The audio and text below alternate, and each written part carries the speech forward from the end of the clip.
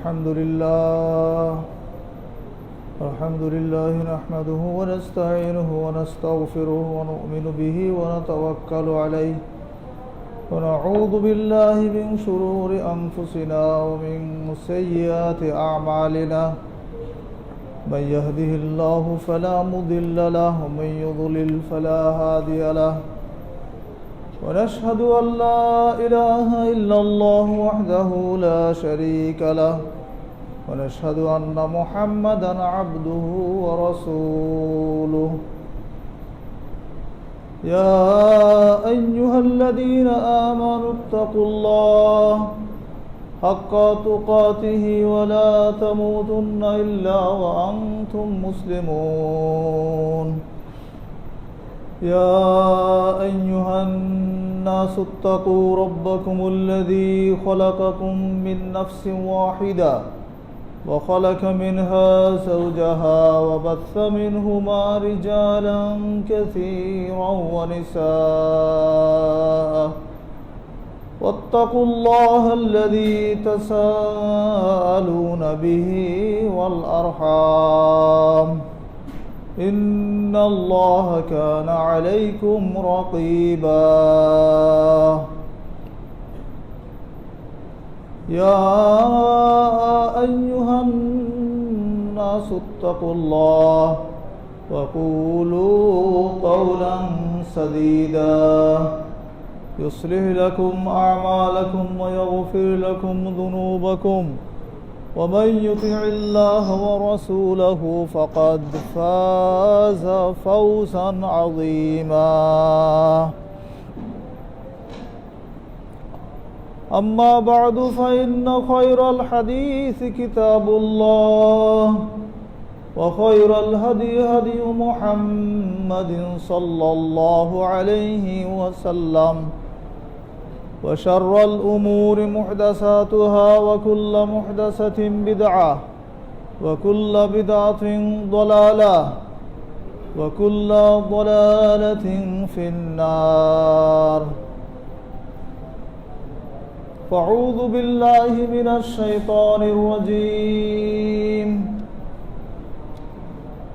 فاجتنبوا الرجس من الأوثان واجتنبوا قول الزور عن عبد الله بن مسعود رضي الله عنه قال سمعت رسول الله صلى الله عليه وسلم يقول إن أشد الناس عذابا عند الله يوم القيامة المصبرون متفق عليه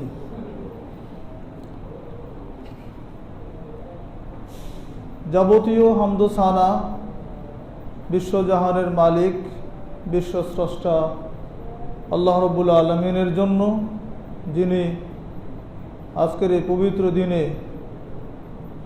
পৃথিবীর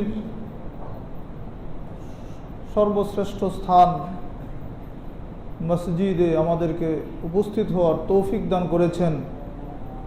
আমরা সকলেই তারই বারগাহে আবারও বলি আলহামদুলিল্লাহ। দরুদ ও সালাম বর্ষিত হোক বিশ্ব মানবতার মুক্তির দূত, বিশ্ব নবী আখিরি নবী সৈয়দুল মুরসালিন খাতামুন নবিয়্যিন নবী মুহাম্মদুর রাসূলুল্লাহ সাল্লাল্লাহু আলাইহি ওয়াসাল্লামের উপর। সূরা হজের 30 নম্বর আয়াত তিলাওয়াত করা হয়েছে এবং সহিহ বুখারী এবং মুসলিম থেকে একটি হাদিস আপনাদের সামনে পাঠ করেছি। এই দুটির আলোকেই আমরা আজকের খুতবায় ছবি ও মূর্তি প্রসঙ্গে আলোচনা করব ইনশাআল্লাহ। ওমা তৌফিক ইল্লা বিল্লাহ আলাইহি তাওয়াক্কালতু ওয়া ইলাইহি উনীব।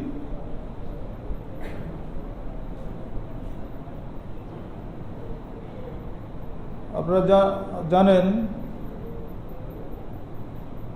প্রত্যেক নবী রাসূলের এই দুনিয়াতে আসার পরে যে দাওয়াত ছিল সেটা ছিল তৌহিদের দাওয়াত এবং শিরিক থেকে সমাজের মানুষকে মুক্ত করার জন্য, শিরিক মুক্ত তাওহীদে বিশ্বাসের জন্য তারা সমাজে দাওয়াত দিয়েছিলেন।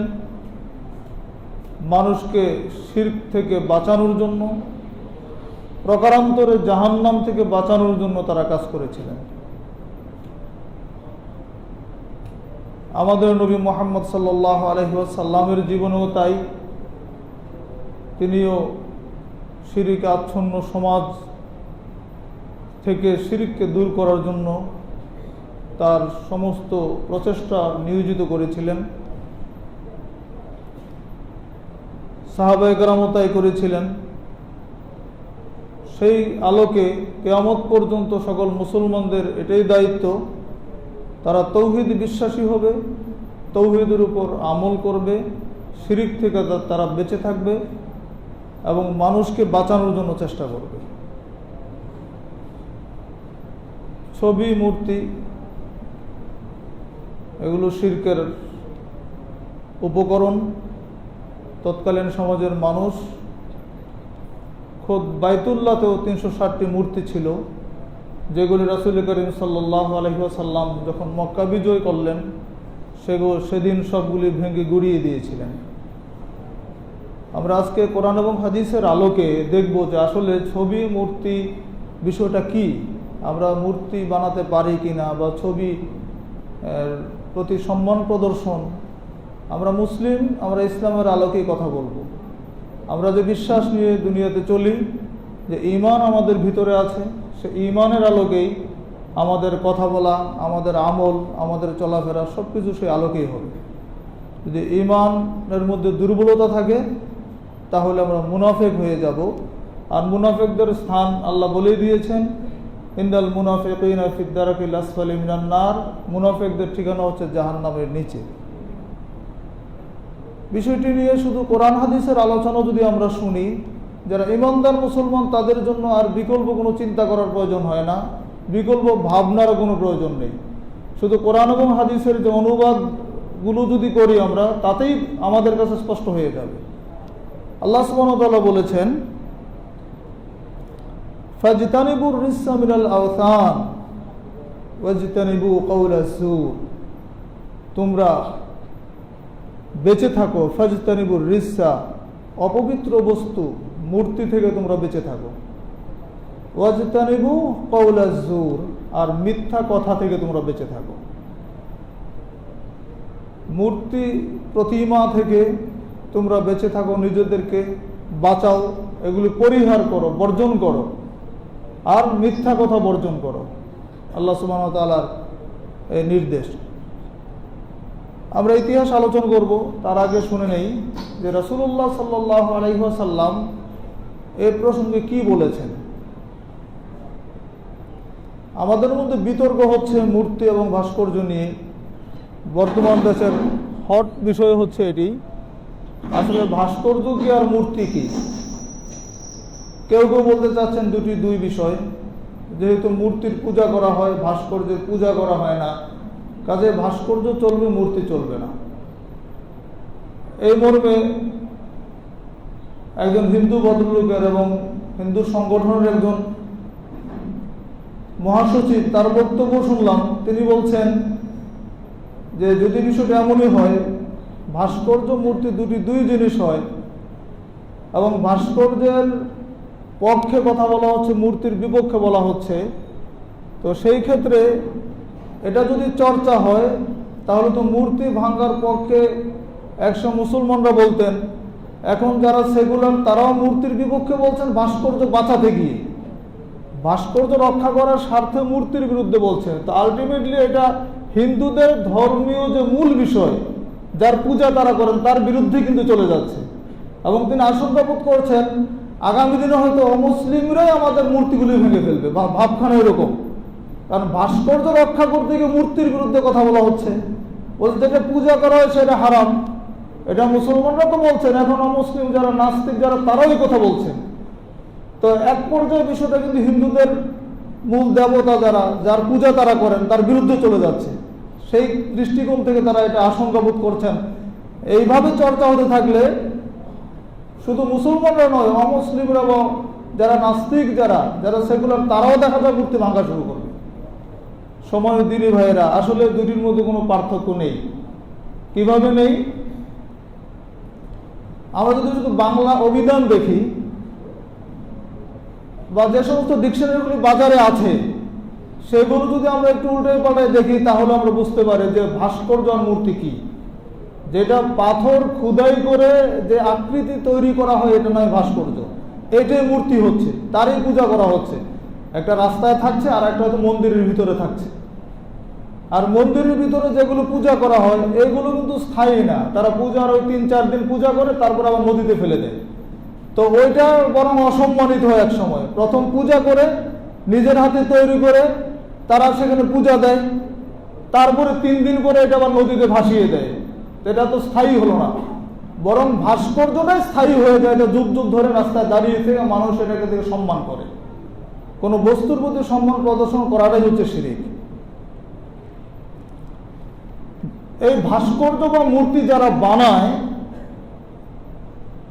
এদের পরিণতিটা কি হবে, এদের পরিস্থিতি কি হবে? রাসূলুল্লাহ সাল্লাল্লাহু আলাইহি ওয়াসাল্লাম বলছেন, আব্দুল্লাহ ইবনে মাসউদ রাদিয়াল্লাহু আনহু থেকে বর্ণিত, তিনি বলেন, সামি'তু রাসূলুল্লাহ সাল্লাল্লাহু আলাইহি ওয়াসাল্লাম, আমি রাসূল সাল্লাল্লাহু আলাইহি ওয়াসাল্লামকে বলতে শুনেছি, ইন্না আশাদ্দান নাসি আযাবান ইনদাল্লাহি আল মুসাব্বিরুন, নিশ্চয়ই আল্লাহর নিকটে কিয়ামতের দিন সবচাইতে বেশি শাস্তি পাবে, সবচাইতে কঠিন শাস্তির সম্মুখীন হবে আল মুসাব্বিরুন, যারা মূর্তি প্রতিমা ভাস্কর্য তৈরি করে তারা।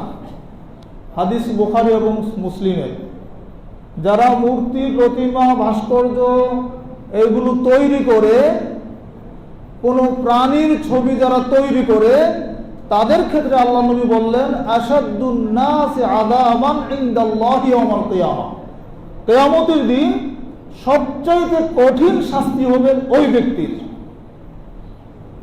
প্রশ্ন জাগতে পারে আপনাদের মনে যে কেন, অপরাধটা কি? একটা মূর্তি বানালো এই জন্য তার এত বড় শাস্তির কথা হাদিসে কেন উল্লেখ করা হলো? কি কারণে?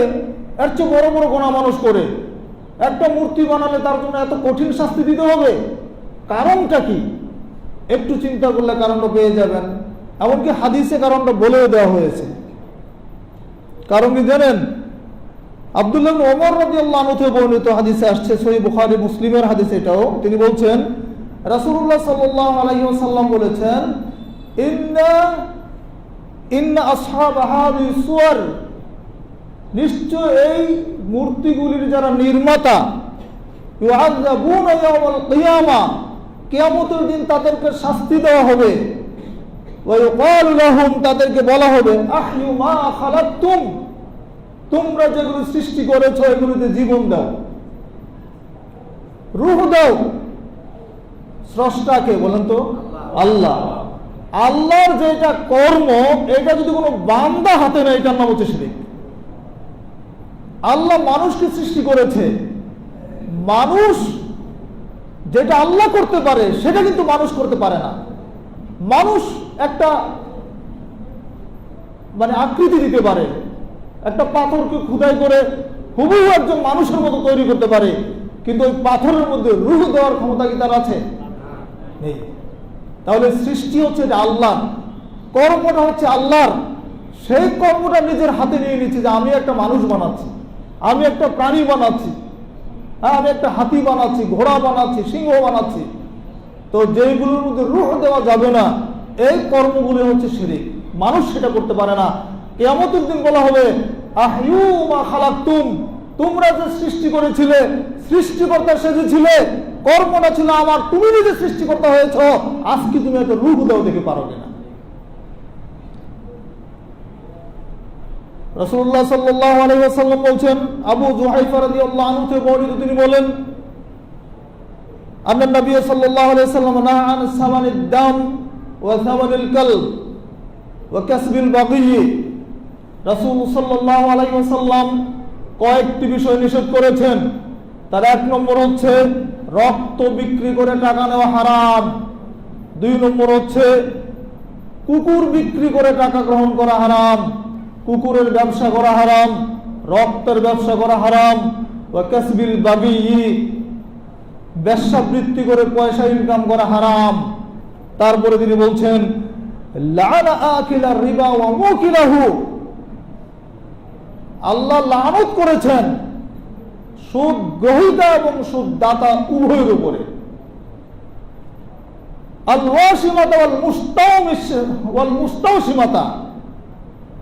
আর উল্কি করে যারা, শরীরের মধ্যে বিভিন্ন ছবি আঁকে উল্কি করে, এই উল্কি আঁকা যারা উল্কি এঁকে দেয় এবং যার হাতে বা শরীরে উল্কি আঁকা হয়, উল্কি প্রার্থী এবং উল্কি কারী ব্যক্তি দুজনের উপর লানত।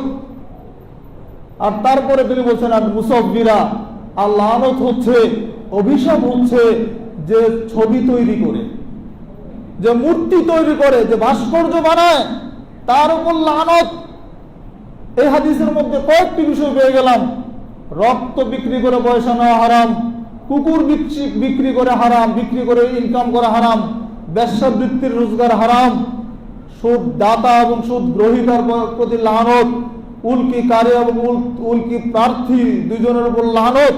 আর 7 নম্বর বাক্য হচ্ছে আল মুসাব্বির, যে ব্যক্তি ছবি তৈরি করে, যে ব্যক্তি মূর্তি তৈরি করে, তার প্রতি আল্লাহর লানত। আব্দুল্লাহ ইবনে আব্বাস রাদিয়াল্লাহু আনহু থেকে বর্ণিত, তিনি বলছেন সামি'তু রাসূলুল্লাহ সাল্লাল্লাহু আলাইহি ওয়াসাল্লাম, আমি রাসূল সাল্লাল্লাহু আলাইহি ওয়াসাল্লামকে বলতে শুনেছি, ইয়াকুল, তিনি বলেছেন, মান সাওয়ারা সূরাতান, যে ব্যক্তি কোনো একটি প্রাণী তৈরি করলো, প্রাণীর আকৃতি তৈরি করলো, মূর্তি বানালো, উযদিবা, তাকে শাস্তি দেওয়া হবে, ওয়া কুল্লিফা আই ইউনফাকা ফিহা, তাকে চাপ প্রয়োগ করা হবে আখিরাতে কিয়ামতের দিন এইটার মধ্যে রূহ দেওয়ার জন্য। যে ব্যক্তি একটা মূর্তি তৈরি করবে বা একটা ছবি তৈরি করবে, তার উপর তাকে শাস্তি দেওয়া হবে, ওয়া কুল্লিফা আই ইউনফাকা ফিহা, তাকে বাধ্য করা হবে, অর্থাৎ চাপ প্রয়োগ করা হবে এইটার মধ্যে রূহ দেওয়ার জন্য। লাইসা বিনাফিক, কিন্তু সে রূহ দিতে পারবে না, রূহ দেওয়ার তার কোনো ক্ষমতা হবে না। দেখুন, যারা ছবি তৈরি করে, রাসূল সাল্লাল্লাহু আলাইহি ওয়াসাল্লামের ভাষায় তারা হচ্ছে সবচেয়ে বড় জালেম। আল্লাহ নবীর ভাষা নয়, হাদিসে কুদসিতে এসেছে, আল্লাহ সুবহানাহু ওয়া তাআলা বলেছেন, যারা ছবি তৈরি করবে, যারা মূর্তি তৈরি করবে, তারা হচ্ছে সবচেয়ে বড় জালেম। এই কথা আল্লাহ সুবহানাহু ওয়া তাআলা নিজে বলেছেন। আবু হুরায়রা রাদিয়াল্লাহু আনহু থেকে বর্ণিত সহিহ বুখারী সহিহ মুসলিমের হাদিস, তিনি বলছেন, সামি'তুন নবিয়্য সাল্লাল্লাহু আলাইহি ওয়াসাল্লাম, আমি নবী মুহাম্মদ সাল্লাল্লাহু আলাইহি ওয়াসাল্লামকে বলতে শুনেছি, ইয়াকুলু, তিনি বলেছেন, আল্লাহু তাআলা, আল্লাহ তাআলা বলেছেন। নবী বললেন যে আল্লাহ বলেছেন। কি বলেছেন? ওমান আযলাম মিম্মান যাহাবা, তার চাইতে বড় জালেম আর কে আছে? মিম্মান যাহাবা ইয়াখলুকু কা খালকি, যে ব্যক্তি আমার সৃষ্টির মতো একটা সৃষ্টি করতে যায়, তার চাইতে বড় জালেম আর কে আছে যে আমার সৃষ্টির মতো আর একটা সৃষ্টি তৈরি করতে চেষ্টা করে? ফালইয়াখলুকু যাররা, দেখাও তাহলে সে সৃষ্টি করুক, একটা পিপীলিকা সৃষ্টি করুক যদি পারে।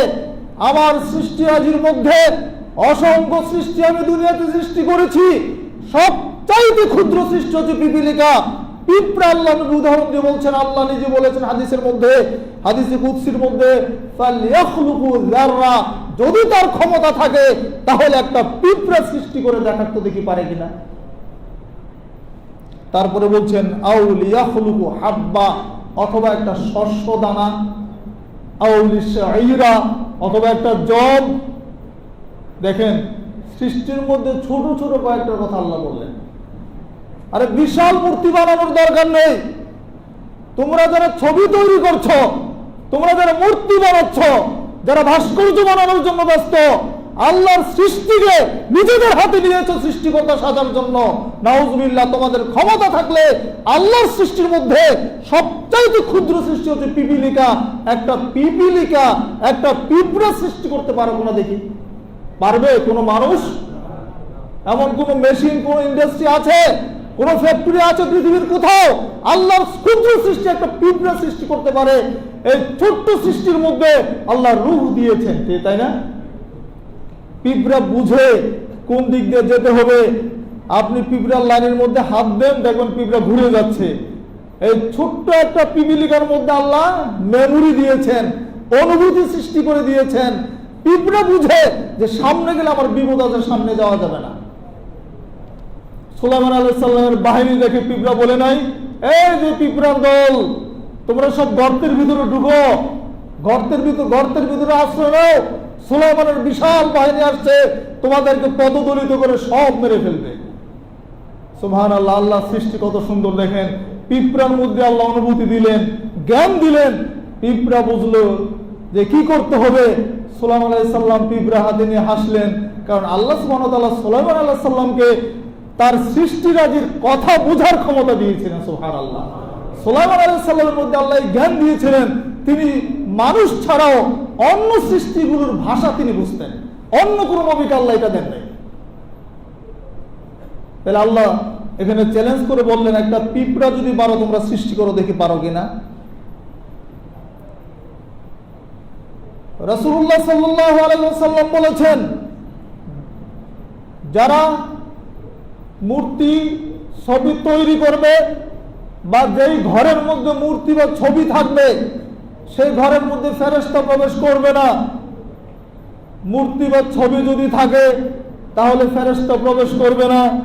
রাসূল সাল্লাল্লাহু আলাইহি ওয়াসাল্লাম বলেছেন, লা তাদখুলুল মালায়েকা বাইতান ফিহি কালবুন, ওই ঘরে ফেরেশতা, রহমতের ফেরেশতা প্রবেশ করবে না যে ঘরের মধ্যে কালবু ওয়ালা তাসাবির, যে ঘরের মধ্যে কুকুর থাকবে আর ছবি থাকবে। ছবি আর কুকুর যদি কোনো ঘরের মধ্যে থাকে, ওই ঘরের মধ্যে আল্লাহর রহমতের ফেরেশতা প্রবেশ করে না। একথা আল্লাহ নবী বললেন। এবার ঘটনা শুনেন, জিবরিল আমিন নিজেই আল্লাহ নবীর ঘরে প্রবেশ করেন নাই। জিবরিল আমিন নিজে আল্লাহ নবীর ঘরে প্রবেশ করেন নাই, একটা কুকুর তার ঘরে ছিল। সেই জন্য মা আয়েশা রাদিয়াল্লাহু আনহা থেকে বর্ণিত, তিনি বলছেন যে জিবরিল আমিন একদিন আল্লাহ নবীর কাছে আসার জন্য দিন তারিখ ঠিক করলো যে অমুক দিন তিনি আসবেন। রাসূল সাল্লাল্লাহু আলাইহি ওয়াসাল্লাম অপেক্ষা করছেন, জিবরিল আমিন আসার সময় দিলেন, কিন্তু জিবরিল আমিন আর আসেন না। আল্লাহ নবীর হাতে লাঠি ছিল, লাঠি ফেলে দিয়ে বললেন, আল্লাহ এবং তার নবী তো ওয়াদা ভঙ্গ করেন না, ব্যাপার কি, জিবরিল আমিন আসলেন না কেন? হঠাৎ তার নজরগুলো তার ঘরের খাটের নিচে বা চৌকির নিচে দেখলেন, সেখানে একটা কুকুরের বাচ্চা বসে আছে। আল্লাহ নবী আয়েশাকে বললেন, আয়েশা, কি ব্যাপারে, কুকুর ছানাটা কিভাবে আসলো এখানে, কুকুরের বাচ্চা কিভাবে আসলো? আয়েশা বললেন, আল্লাহর কসম, হে আল্লাহ নবী, আমি জানি না এটা কিভাবে এসেছে। রাসূল সাল্লাল্লাহু আলাইহি ওয়াসাল্লাম তখন ওই কুকুরটাকে বের করে দেওয়ার জন্য বললেন। কুকুরটা ঘর থেকে বের করে দেওয়া হলো। এরপরে জিবরিল আমিন ঘরের মধ্যে ঢুকলেন। ঢুকার পর আল্লাহ নবী জিজ্ঞেস করলেন, হ্যাঁ জিবরিল, আপনার তো আসার কথা ছিল অমুক সময়, আপনি আসলেন না কেন? আমি তো বসেছিলাম, অপেক্ষায় ছিলাম আপনি আসবেন, আপনি যে আসলেন না। তখন জিবরিল আমিন জবাব দিচ্ছেন, ইন্না লা নাদখুলু বাইতান ফীহি কালবুন ওয়ালা সূরা। তিনি বললেন, নিশ্চয় আমরা, আগের হাদিসে বলছে ফেরেশতারা প্রবেশ করে না, এখানে জিবরিল নিজে উত্তর দিচ্ছেন, ইন্না লা নাদখুলু, নিশ্চয় আমরা প্রবেশ করি না ওই বাড়ির মধ্যে, যে ওই ঘরের মধ্যে, যে ঘরের মধ্যে কুকুর থাকে, যে ঘরের মধ্যে ছবি থাকে, সেই ঘরের মধ্যে আমরা প্রবেশ করি না। জিবরিল আমিন নিজে আল্লাহ নবীর ঘরে ঢুকলেন না। কি জন্য? দুইটা কারণ, ছবি আর কুকুর, এই দুইটা জিনিস থাকার কারণে তিনি প্রবেশ করলেন না। একই মর্মে আবু হুরায়রা রাদিয়াল্লাহু আনহু থেকে বর্ণিত আরেকটা হাদিসে আসছে, জিবরিল আমিন একদিন এসে আল্লাহ নবীকে বলছেন, হে মুহাম্মদ, আমি গত রাত্রে তোমার কাছে এসেছিলাম, তোমার বাড়িতে এসেছিলাম, কিন্তু ঢুকতে পারি নাই। তোমার ঘরের ওই পর্দার মধ্যে ঝুলন্ত ছবিগুলো, ওই পর্দার মধ্যে প্রাণীর যে ছবিগুলো ছিল, এই ছবিগুলো আমাকে ঢুকতে দেয় নাই, আমি ঢুকতে পারি নাই। অতএব তুমি এক কাজ করো, ওই ছবিগুলোর মাথাগুলি কেটে দাও, আর ওই পর্দাটাকে ছিঁড়ে তুমি বালিশ বানাও, যেন এটা দলিত হয়, অপমানিত হয়। আর ঘরের মধ্যে যদি কুকুর থাকে সেটা বের করে দিও। রাসূল সাল্লাল্লাহু আলাইহি ওয়াসাল্লাম তাই করলেন। হাদিস তিরমিজি, আবু দাউদের। আর আগের হাদিস যেটা বললাম, জিবরিল বললেন যে আমি ওই ঘরে প্রবেশ করি না আমরা যেখানে কুকুর থাকে আর ছবি থাকে। এই হাদিসটা হচ্ছে সহিহ মুসলিমের হাদিস, 2104 নম্বর হাদিস। বোঝা যাচ্ছে ঘরের মধ্যে যদি কুকুর থাকে ঘরের মধ্যে যদি ছবি মূর্তি থাকে, সেই ঘরের মধ্যে ফেরেশতারা প্রবেশ করেন না, রহমতের ফেরেশতা প্রবেশ করেন না। তবে দৈনন্দিন যে ফেরেশতাগুলো আমাদের সাথে থাকে, আমলনামা লিপিবদ্ধ করেন, দৈনন্দিন যে ডিউটি যে ফেরেশতাদের তারা থাকেন, কিন্তু রহমতের কোনো ফেরেশতা ওই ঘরের মধ্যে আর প্রবেশ করেন না। রাসূল সাল্লাল্লাহু আলাইহি ওয়াসাল্লাম নিজেও যেই ঘরের ছবি ছিল সেই ঘরে প্রবেশ করতেন না। এতক্ষণ শুনলেন ফেরেশতারা প্রবেশ করে না, আল্লাহ নবীর নিজের জীবনের ঘটনা দুই একটা শুনেন। আয়েশা রাদিয়াল্লাহু আনহা থেকে বর্ণিত, তিনি বলেন, আন্না নবী সাল্লাল্লাহু আলাইহি ওয়াসাল্লাম লাম ইয়াকুন ইয়াতরুকু ফি বাইতিন শাইআন ফিহি তাসালিব ইল্লা নাকাদাহু, রাওয়াহুল বুখারী। রাসূল সাল্লাল্লাহু আলাইহি ওয়াসাল্লাম তার ঘরের মধ্যে কোনো ছবি দেখলেই, কোনো মূর্তি দেখলে সেটা না ভাঙা পর্যন্ত থামতেন না। ছবি দেখলে সরিয়ে ফেলতেন, মূর্তি দেখলে ভেঙে ফেলতেন। মা আয়েশা রাদিয়াল্লাহু আনহা বলছেন, একদিনের একবারের ঘটনা, আমি আল্লাহ নবীর জন্য একটা গদি কিনলাম যার মধ্যে প্রাণীর ছবি ছিল। একটা গদি, একটা আসন ক্রয় করলাম যার মধ্যে প্রাণীর ছবি ছিল। রাসূল সাল্লাল্লাহু আলাইহি ওয়াসাল্লাম ঘরে আসলেন, আসতে লেগে ঘরের দরজায় তিনি থমকে দাঁড়ালেন, ঢুকতে গিয়ে ঢুকলেন না, দাঁড়িয়ে থাকলেন। তার চেহারা বিবর্ণ হয়ে গেল, চেহারা লাল হয়ে গেল, চেহারার মধ্যে রাগ অনুভব করলাম। আয়েশা বলছেন, আমি আল্লাহ নবীর চেহারার পরিবর্তন দেখে বললাম, হে আল্লাহ নবী, আমি আল্লাহ এবং তার নবীর কাছে তওবা করছি, কি অপরাধ করেছি বুঝতে পারলাম না, কি কারণে আপনার চেহারা বিবর্ণ হয়ে গেল, কি কারণে আপনি এভাবে রাগ করছেন আমি বুঝতে পারলাম না। এবার আল্লাহ নবী জিজ্ঞেস করলেন, আয়েশা এই গদিটা কিসের? আয়েশা বললেন, এই গদিটা আমি খরিদ করেছি, কিনেছি আপনার জন্য, আপনি এই গদির মধ্যে বসবেন অথবা হেলান দিবেন, এই জন্য আমি এই গদিটা খরিদ করেছি। রাসূল সাল্লাল্লাহু আলাইহি ওয়াসাল্লাম বললেন, হে আয়েশা, ইন্না আসহাব হাদিস সুওয়ারি ইউআযাবুনা ইয়াওমাল কিয়ামাহ, হে আয়েশা শুনে রাখো, ইন্না আসহাব হাদিস সুওয়ার, এই ছবিগুলি যে তৈরি করেছে, ইউআযাবুনা ইয়াওমাল কিয়ামাহ, আয়েশা শুনে রাখো, কিয়ামতের দিন এই ছবি যারা তৈরি করেছে তার কঠিন শাস্তি হবে। বলা হবে, আল্লাহুম, তাকে জিজ্ঞেস বলা হবে, আহইউমা খালাকতুম, তুমি যে এইগুলো সৃষ্টি করেছিলে, তৈরি করেছিলে, এইগুলোর মধ্যে প্রাণ দাও, এইগুলোর মধ্যে জীবন দাও, এইগুলোর মধ্যে রূহ দাও তুমি, এই কথা তাকে কিয়ামতের দিন বলা হবে। আয়েশা শুধু তাই নয়, ইন্নাল বাইতাল্লাযী ফীহি সুওয়ার লা তাদখুলুল মালায়েকা, আয়েশা যেই ঘরের মধ্যে এই ধরনের ছবি থাকবে ওই ঘরের মধ্যে রহমতের ফেরেশতারা প্রবেশ করবে না। আয়েশা রাদিয়াল্লাহু আনহা তখন সেটি সরিয়ে ফেললেন, তারপরে আল্লাহ নবী ঢুকলেন। আর একদিন আয়েশা রাদিয়াল্লাহু আনহা বলছেন, আমি আল্লাহ নবীর জন্য একটা বালিশের মধ্যে ঝালর লাগাচ্ছিলাম, বালিশের সাইড দিয়ে ঝালর লাগাচ্ছিলাম, সেই বালিশের কাপড়ের মধ্যে প্রাণীর ছবি ছিল। একই অবস্থা, আল্লাহ নবী ঘরে ঢুকতে গিয়ে তিনি দাঁড়িয়ে গেলেন, ঢুকলেন না ঢুকে আল্লাহ নবীর চেহারা লাল হয়ে গেল, তার চেহারা আস্তে আস্তে বিবর্ণ হয়ে গেল। মা আয়েশা বুঝতে পারলেন যে নবী রাগ করছেন আমার উপরে। একইভাবে তিনি বললেন, হে আল্লাহ নবী, কি ঘটনা, আপনার চেহারা পরিবর্তন হয়ে গেল, আপনি রাগ করলেন কেন? এবার মা আয়েশা বললেন, আমি তওবা করছি আল্লাহর কাছে। তখন আল্লাহ নবী বললেন, এটা কি জিনিস?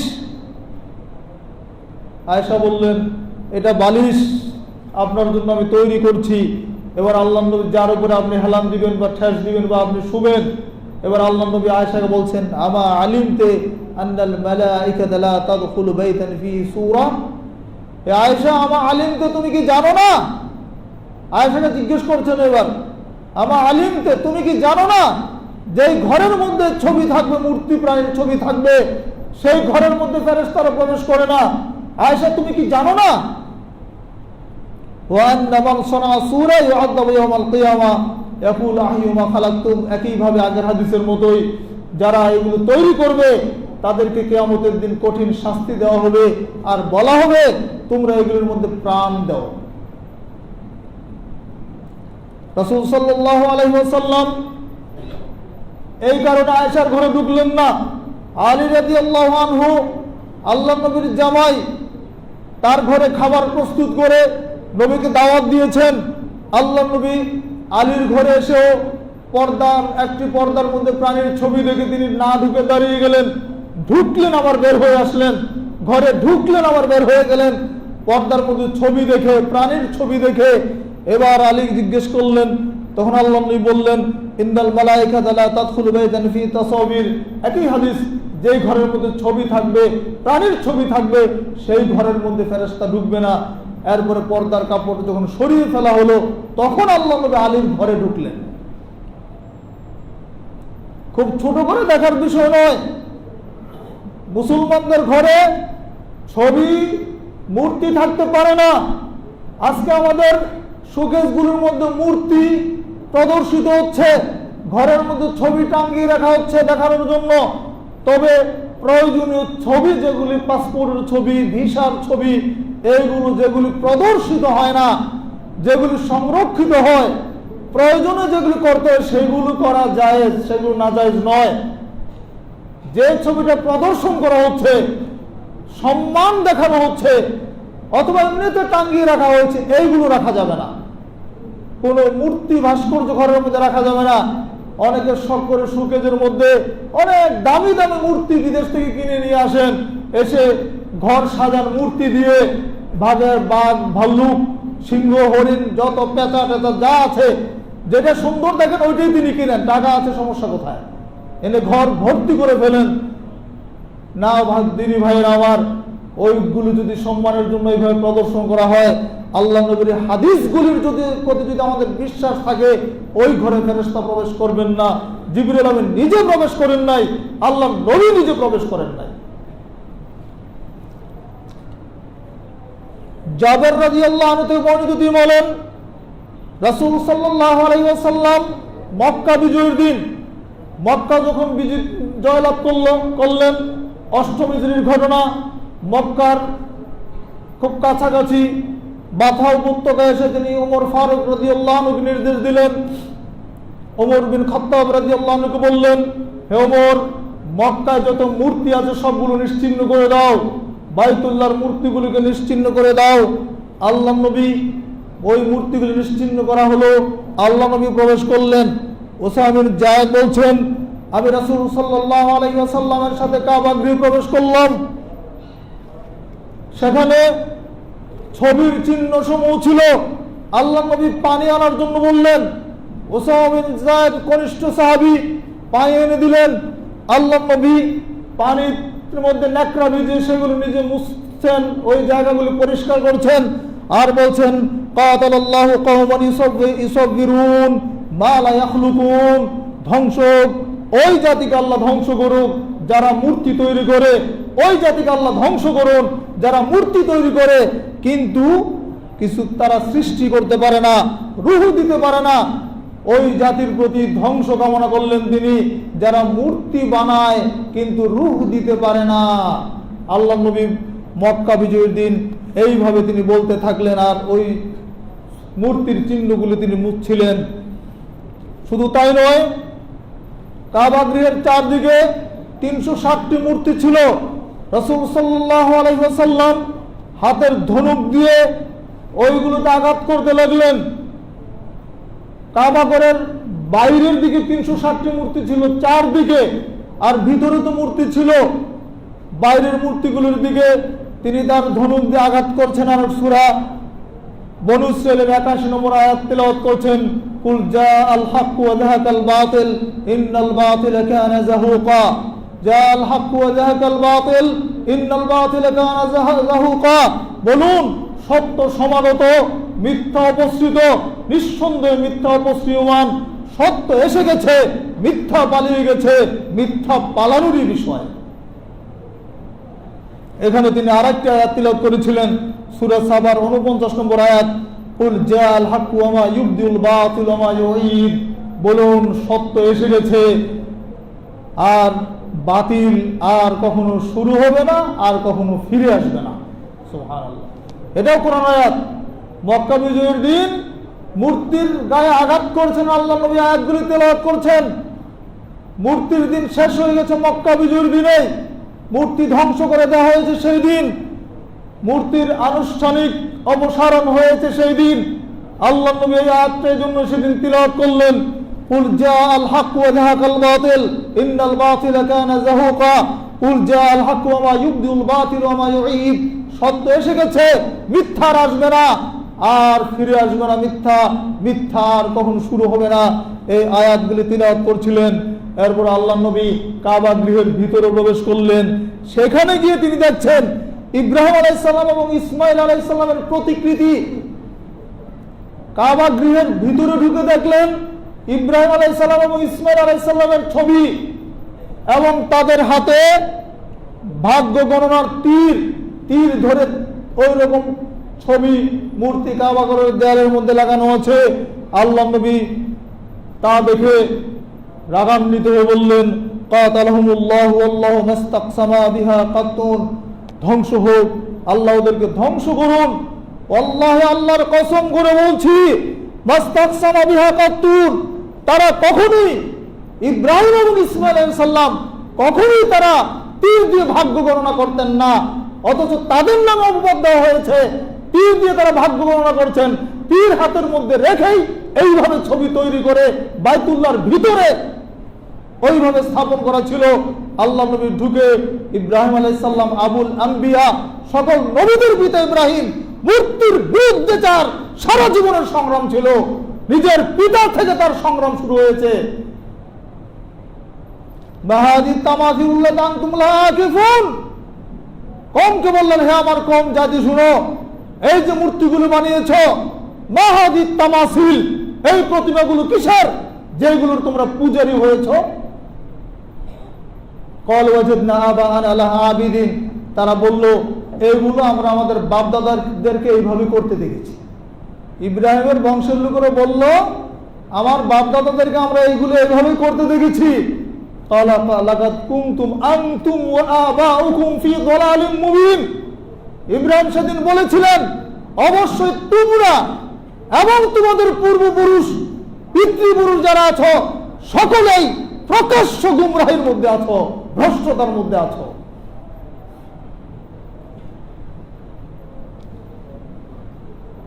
তারপরে তিনি মূর্তি ভেঙে দিলেন, ফাজালহুম জুজাজান ইল্লা কাবীরাল্লাহুম, বড়টাকে রেখে সবগুলি ভেঙে দিলেন। মেলায় চলে গেল সবাই, কাহিনী তো আপনারা জানেন। বড়টা রেখে সবগুলিকে ভেঙে দিলেন কেন? যেন তারা বড়টার কাছে ফিরে যেতে পারে। যখন জিজ্ঞেস করলো, আনতা ফাআলতা হাযা বিআলিহাতিনা ইয়া ইব্রাহিম, ইব্রাহিম, তারা মেলা থেকে চিন্তা করলো, এই কাজ কে করলো? এত বড় বিশাল সর্বনাশ, দেবতার ঘরে ঢুকে, আমাদের দেবমূর্তির ঘরে ঢুকে সবগুলো মূর্তি ভেঙে দিয়েছে। এত বড় দুঃসংস্কার আছে আমাদের সমাজের মধ্যে, প্রচলিত সমাজ ব্যবস্থার সম্পূর্ণ বিরোধিতা করে একাই ইব্রাহিম মূর্তি ভেঙে দিলেন। সবাই হতবাক হয়ে গেল, এত বড় দুঃসাহস কোন ছেলের আছে? তখন কেউ কেউ বলল, হ্যাঁ, ইব্রাহিমকে শুনেছি এইগুলোর বিরুদ্ধে কথা বলছে, একটা ছেলেকে শুনেছি এইগুলোর বিরুদ্ধে কথা বলে, ইউকালু লাহু ইব্রাহিম, তার নাম হচ্ছে ইব্রাহিম। তখন বলল, ফাতি বিহা আলা আয়ুনিন নাস, তাকে মানুষের সামনে নিয়ে আসো, যেন তোমরা সাক্ষ্য হতে পারো। ডাকা হলো ইব্রাহিমকে, জিজ্ঞেস করা হলো, আনতা ফাআলতা হাযা বিআলিহাতিনা ইয়া ইব্রাহিম, ইব্রাহিম, তুমি কি আমাদের ইলাহগুলোর সাথে, আমাদের প্রভুগুলোর সাথে, আমাদের প্রতিমাগুলোর সাথে আচরণ করেছো? ইব্রাহিম বললেন, বাল ফাআলাহু কাবীরুহুম হাযা ফাসআলহুম ইন কানু ইয়ানতিকুন, ওই যে এটা তোমাদের বড়টাই করেছে। বাল ফাআলাহু কাবীরুহুম হাযা, এই কাজটা তোমাদের বড়টাই করেছে। ফাসআলুহুম, তাদেরকে জিজ্ঞেস করো, ইন কানু ইয়ানতিকুন, যদি তারা কথা বলতে পারে। দেখেন যুক্তির প্রয়োজন কত বেশি, দলিলের সাথে যুক্তি লাগে। ইব্রাহিম আলাইহিস সালাম চেয়েছিলেন, আরে মূর্তি তো তোমরা তৈরি করেছো মাটি দিয়ে, যেগুলো তোমরা নিজেরা তৈরি করো সেগুলো তোমাদের স্রষ্টা হয় কিভাবে? কত বড় মূর্খতা চিন্তা করেন, যেগুলো নিজেরা মাটি দিয়ে তৈরি করে সেইগুলোকে বলছে এগুলো আমার স্রষ্টা। তখন তাদের সম্বিত ফিরানোর জন্য, জ্ঞান চক্ষু খুলে দেওয়ার জন্য ইব্রাহিম বললেন যে এটা বড়টাই করেছে। ইব্রাহিম আলাইহিস সালামের 3টা মিথ্যা আছে না, তার মধ্যে এটা একটা। তিনি আসলে মিথ্যা বলেন নাই, তাদেরকে জ্ঞান শিখানোর জন্য এই কৌশল অবলম্বন করলেন। বললেন জিজ্ঞেস করো না, ওই যে বাকিগুলো যেগুলোকে মেরেছে ভেঙেছে, বড়টা তো দাঁড়িয়ে আছে সেখানে, যদি কথা বলতে জানে এদেরকে জিজ্ঞেস করো। আর কি হবে, সবাই তো বোকা হয়ে গেল। তারা নিজেরা বললো যে তোমরা নিজেদের উপরে তোমরা জুলুম করছো। যাই হোক, লম্বা কথার পরে ইব্রাহিম আলাইহিস সালাম যে মূর্তির বিরুদ্ধে তার সংগ্রাম, বাপের সাথে তার যুদ্ধ শুরু হয়ে গেল। বাপ বিরক্ত হয়ে বললো, আরাগিবুন আনতা আন আলিহাতি ইয়া ইব্রাহিম, হে ইব্রাহিম তুমি কি বিরত হবে না আমাদের এই প্রতিমাগুলো থেকে? তুমি যে মুখ ফিরিয়ে নিচ্ছ এগুলো থেকে তুমি কি বিরত হবে না? লা ইল্লাম তানতাহি, এই যে আমাদের মূর্তি প্রতিমার বিরোধিতা করছো, যদি তুমি এগুলো বন্ধ না করো, লা আরজুমান্নাকা, আমি পাথর মেরে তোমার মাথাটাকে চূর্ণ করে দিব। ওয়াহজুরনি মালিয়া, তুমি দূর হয়ে যাও আমার কাছ থেকে। ইব্রাহিমের পিতা ইব্রাহিমকে এরকম চূড়ান্ত ধমক শুনিয়ে দিল, যদি তুমি বিরত না হও, আমি পিতা আজর বলছি, আমি পুরোহিত আজর, তৎকালীন সমাজের ধর্ম নেতা আমি, তুমি আমার সন্তান হয়ে আমার ধর্মের বিরুদ্ধে কথা বলছো, যদি তুমি বিরত না হও, আমি পিতা তোমার মাথা পাথর দিয়ে পিটিয়ে মাথাকে চূর্ণ করে দেব। ইব্রাহিম আলাইহিস সালাম কি বলেছিলেন? সালামুন আলাইকা সাআস্তাগফিরু লাকা রাব্বি ইন্নাহু কানা বি হাফিয়া, পিতা আপনার উপর শান্তি বর্ষিত হোক। সাআস্তাগফিরু লাকা রাব্বি, আমি আপনার জন্য আমার রবের কাছে ইস্তেগফার করব।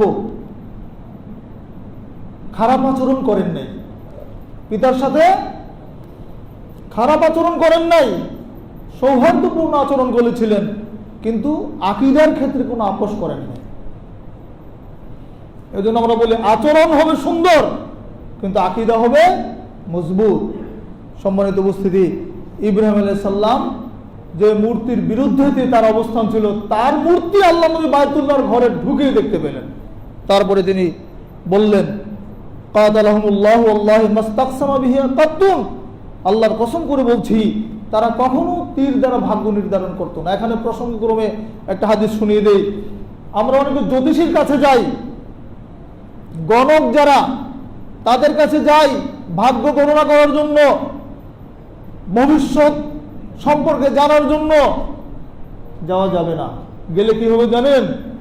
2টা হাদিস আল্লাহ নবী বলছেন, মান আতা কাহিনান আও আররাফান, যে ব্যক্তি ভাগ্য গণনাকারী বা জ্যোতিষীর কাছে যায়, ফাসাদ্দাকাহু বিমা ইয়াকুলু, ওই জ্যোতিষী যেটা বলে এটাকে বিশ্বাস করে, ফাকাদ কাফারা বিমা উনজিলা আলা মুহাম্মদ, ওই ব্যক্তি যেন মুহাম্মদ যে শরীয়ত নিয়ে মানে এসেছেন তার প্রতি কুফরি করল। যে কোনো কাহিনীর কাছে যাবে, গণকের কাছে যাবে, সে আল্লাহ নবীর সাথে কুফরি করলো। অন্য হাদিসে আসছে, লাম তুকবাল লাহু সালাতুন 40 লাইলা, যদি গণকের কাছে যায়, জ্যোতিষীর কাছে গিয়ে যদি তাকে বিশ্বাস করে তার কথাকে, তাকে কিছু জিজ্ঞেস করে, তাহলে তার 40 দিনের ইবাদত সালাত কবুল হবে না। 40 দিনের সালাত কবুল হবে না, তাহলে কত কঠিন বিষয়। অথচ আমাদের মধ্যে অনেক ভাই কিন্তু যান। সম্মানিত উপস্থিতি,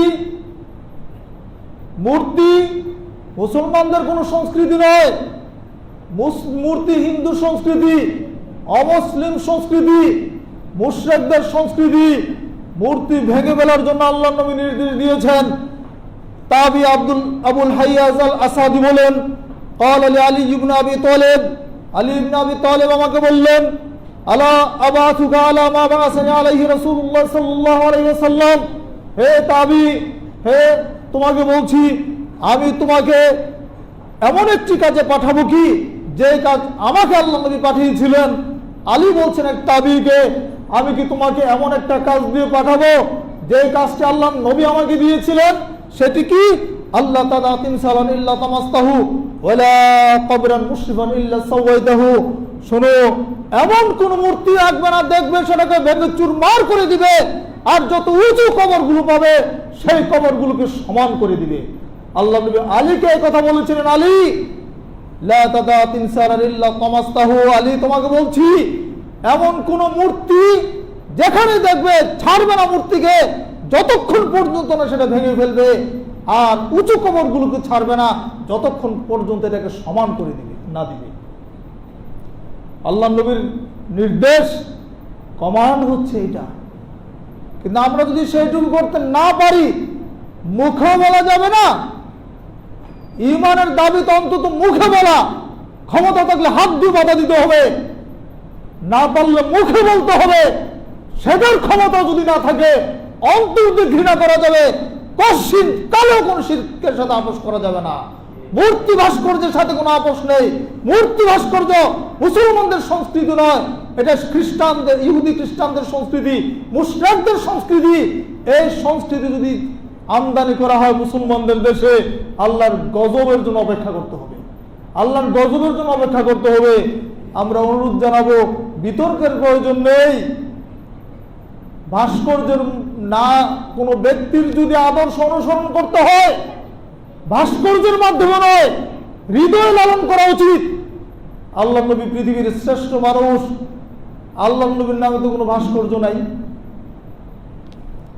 তার জীবদ্দশা কোনো ভাস্কর্য ছিল?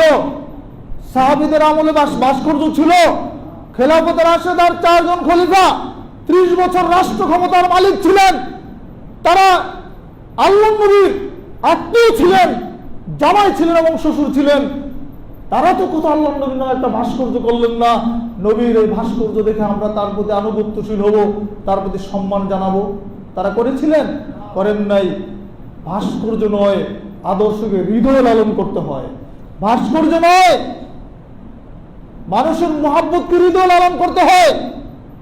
কোন নেতার যদি আদর্শকে লালন করতে হয়, তার আদর্শ নিজের মধ্যে গ্রহণ করে সেটা লালন করতে হবে, এটার প্রতি সম্মান হবে।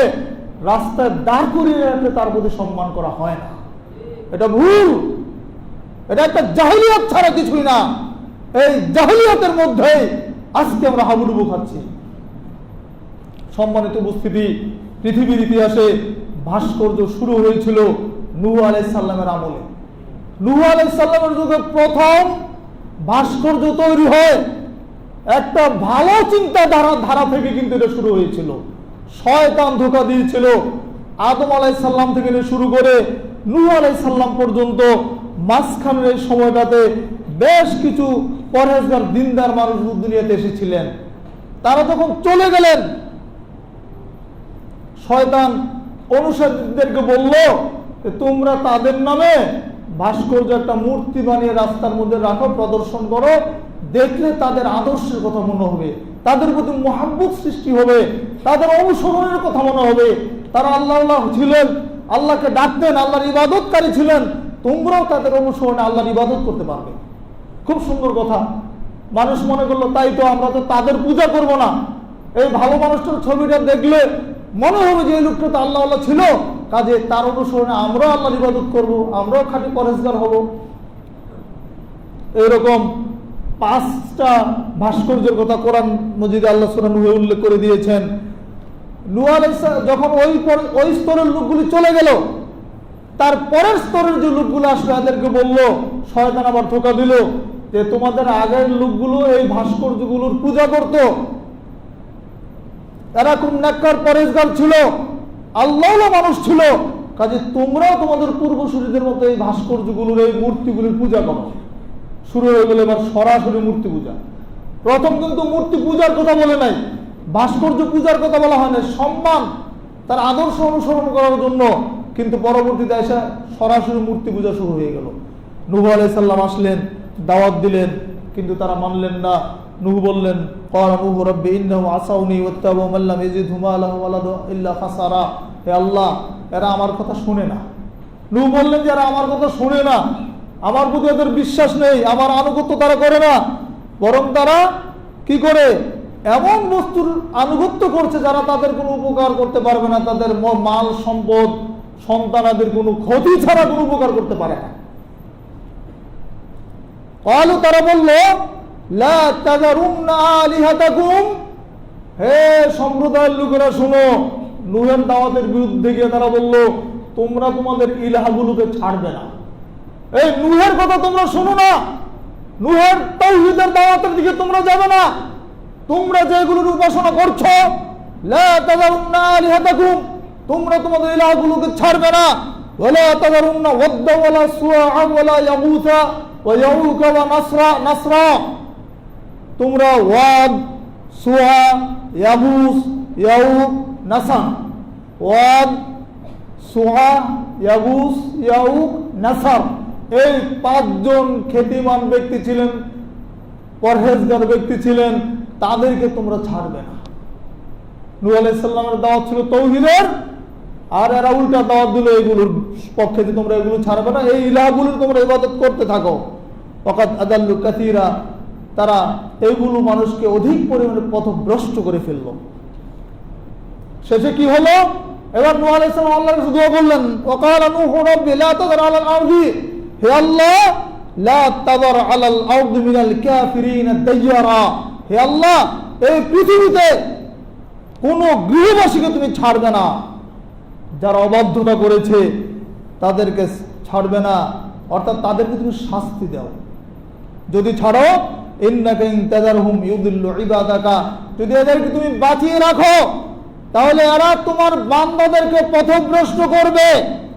ওয়ালা ইয়ালিদু ইল্লা ফাজিরান কাফারা, আর এদের গর্ভ থেকে যে সন্তান জন্মগ্রহণ করবে এটা ফাজের এবং কাফের ছাড়া কোনো সন্তান জন্মগ্রহণ করবে না। নূহ আলাইহিস সালামের দোয়া আল্লাহ কবুল করলেন, প্লাবন হলো, সব কিছু ধ্বংস হয়ে গেল। সেই প্লাবন এখন আসতে পারবে না, বঙ্গোপসাগর খুব বেশি দূরে। যদি আল্লাহ শুধু বলে দেন যে সাগর পানিটা উপরের দিকে উঠতে থাকো, একটু উঠো, থামাইতে পারবেন? কোন যন্ত্র আছে পানি থামাইতে পারবেন? বাহাদুরি কিসের? এত বাহাদুরি কিসের? নিজের 3.5 হাত দেহের নিয়ন্ত্রণ ক্ষমতা আমাদের নেই, নিজের বডির নিয়ন্ত্রণের ক্ষমতা আমার নেই। 3 বার বাথরুমে গেলে আমার অবস্থা টাইট, মুখ দেওয়ার কথা বলে না, 3 বার বাথরুম, 2 বার বমি করলে হাসপাতালের বিছানায় শুয়ে যেতে হয়। এইটুকু ক্ষমতা আমার, আর এই ক্ষমতা দিয়ে সৃষ্টিকর্তার আল্লাহর বিধানের সাথে টেক্কা দিচ্ছে। কত বড় জাহেল হলে এটা সম্ভব? আল্লাহ স্পষ্ট করে মূর্তি ভাস্কর্য হারাম করে দিয়েছেন, তার নবী হারাম করেছেন। সাহাবীদের জীবনে মূর্তি ভাস্কর্য নেই, তাবেঈদের জীবনে নেই, তাবা তাবেঈদের জীবনে নেই, ইমামদের জীবনে নেই। এখন আমরা ফতোয়া দিচ্ছি যে মূর্তির ইবাদত হবে না সেইটা চলবে, ভাস্কর্য চলবে না। ধৃত্যবাদের এই সমস্ত ফতোয়া। কোরআন হাদিস বুঝে কথা বলতে হবে। যতগুলি হাদিসের অনুবাদ করলাম, কোন মধ্যে আল্লাহ নবী বলছেন যে এটা ইবাদত করা হয় না, এটা ভাস্কর্য তোমরা এমনি টাঙ্গিয়ে রেখো, এটাতে সমস্যা নাই।